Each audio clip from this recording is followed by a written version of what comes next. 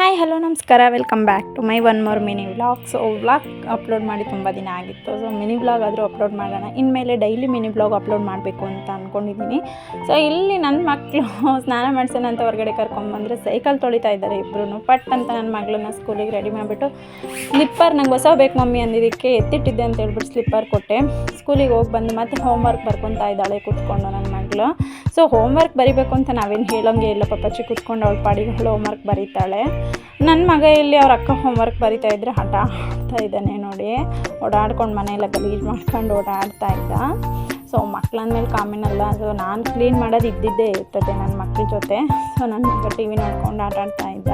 So ನನ್ನ mobile full ಹ್ಯಾಂಗ್ ಆಗಿಬಿಟ್ಟು display ಎಲ್ಲ ಹೊಡೆದೋಗ್ಬಿಟ್ಟಿತ್ತು. ಸೊ ಹೋಗಿ ರೆಡಿ ಮಾಡಿಸ್ಕೊಂಬರೋಣ ಅಂತ ಮೊಬೈಲ್ ಅಂಗಡಿಗೆ ಹೋಗಿದ್ದೆ. ನನ್ನ ಮಗ ಐಲೈನರ್ ತಗೊಂಡು ಕೊಟ್ಬಿಟ್ಟಿದ್ದೆ ನನ್ನ ಫೋನ್ನ. ಸೊ ಇಲ್ಲಿ ನನ್ನ ಮಗ ಅವ್ರ ಅಪ್ಪಾಜಿ ಟೀ ಶರ್ಟ್ ಹಾಕ್ಕೊಂಡು ಓಡಾಡ್ತಿದ್ದಾನೆ. ನನ್ನ ಹಸ್ಬೆಂಡ್ ಹಾಕಿದ್ದಾರೆ.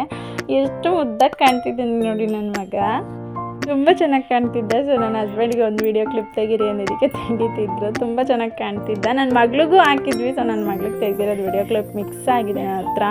ಸೊ ಆಟ ಆಡ್ತಿದ್ರು. ಮತ್ತು ಊಟ ಮಾಡಿದ್ದೆ, ಅಡುಗೆ ಎಲ್ಲ ಮಾಡಿದ್ದೆ, ಇನ್ನೂ ಊಟ ಮಾಡಿರಲಿಲ್ಲ ಅಂತ ಬಟ್ಟೆಗಳು 3 days ಬಟ್ಟೆ ಎಲ್ಲ ಹಂಗೆ ಇಟ್ಟಿದ್ದೆ, ಮಡ್ಚಿಟ್ಕೊಳ್ಳೋಣ ಅಂತ ಹೇಳ್ಬಿಟ್ಟು ಎಲ್ಲ ಕುತ್ಕೊಂಡು ಬಟ್ಟೆ ಮಡ್ಚ್ಕೊತಾ ಇದ್ದೆ. ನನ್ನ ಮಗಳು ಹೋಮ್ವರ್ಕ್ ಕಂಪ್ಲೀಟ್ ಮಾಡಿ ಅವ್ಳಿಗೆ ಊಟ ಮಾಡಿಸಿದ್ರೆ ಅವ್ರ ಪಪ್ಪ ಜೊತೆ ಕುತ್ಕೊಂಡು ಹಾಗೆ ನಿದ್ದೆ ಮಾಡಿಬಿಟ್ಟಿದ್ದಾಳೆ. ಸರಿ ಅಂತ ಹೇಳ್ಬಿಟ್ಟು ಅವಳನ್ನ ಮಲಗಿಸ್ಬಿಟ್ಟು ಮತ್ತು ನೆಕ್ಸ್ಟ್ ಇಲ್ಲಿ ಅಪ್ಪ ಮಕ್ಕಳು ಮನೆಯೆಲ್ಲ ಗಲೀಜು ಮಾಡ್ಕೊಂಡು ಆಟಾಡ್ತಾ ಇದ್ದಾರೆ.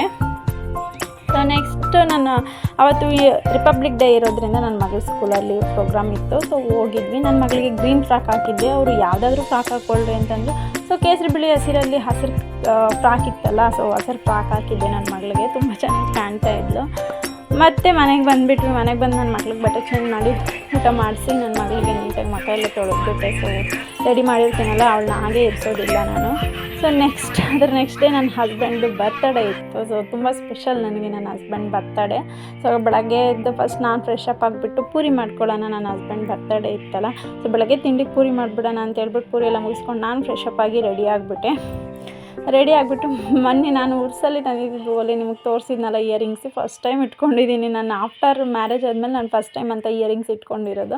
ಸೊ ಇಟ್ಕೊಂಡು ಆಮೇಲೆ ರೆಡಿಯಾಗಿ ನಾನು ಸ್ವಲ್ಪ ಆಮೇಲೆ ಫ್ರೀ ಆಗಿಬಿಟ್ಟೆ. ನನಗೆ ಸ್ಯಾರಿಯಲ್ಲೆಲ್ಲ ಹ್ಯಾಂಡಲ್ ಮಾಡಲಿಕ್ಕೆ ಆಗಲ್ಲ. ಮತ್ತು ಮಧ್ಯಾಹ್ನ ದೋಸೆ ಹಾಕಿ ಟೊಮೊಟೊ ಗೊಜ್ಜು ಮಾಡಿದ್ದೆ. ನಾನು ನನ್ನ ಮಗ ಕುತ್ಕೊಂಡು ತಿಂತಾ ಇದ್ವಿ. ನನ್ನ ಮಗನಿಗೂ ಊಟ ಮಾಡಿಸ್ಕೊಬಿಟ್ಟು ನಾನು ಊಟ ಮಾಡ್ಕೊಂಡ್ಬಿಟ್ಟೆ. ಸಂಜೆ ಆ್ಯಸ್ ಯೂಶ್ವಲ್ ಕೇಕ್ ತಂದಿದ್ವಿ. ನನ್ನ ಮಗಳಿಗೆ ತುಂಬ ಇಷ್ಟ ಅವ್ರ ಪಪ್ಪ ಹತ್ರ ಕೇಕ್ ಕಟ್ ಮಾಡಿಸೋಕ್ಕೆ. ಸೊ ಕೇಕ್ ಕಟ್ ಮಾಡಿಸ್ಬಿಟ್ಟು ಕುತ್ಕೊಂಡಿದ್ದೆ. ಇದ್ರ ಫುಲ್ ಡೇ ವ್ಲಾಗ್ ನಾನು ಫುಲ್ ವ್ಲಾಗ್ ಮಾಡಿದ್ದೀನಿ, ಅದನ್ನು ಅಪ್ಲೋಡ್ ಮಾಡ್ತೀನಿ. ಸೊ ಮಿನಿ ವ್ಲಾಗ್ ಮಾತ್ರ ಡೈಲಿ ಅಪ್ಲೋಡ್ ಮಾಡ್ತೀನಿ. ನನ್ನ ಹಸ್ಬೆಂಡ್ಗೆ ಆಯುಷ್ ಆರೋಗ್ಯ ದೇವ್ರು ಕೊಟ್ಟು ಕಾಪಾಡಲಿ ಅಂತ ಕೇಳ್ಕೊತೀನಿ. Thank you for watching.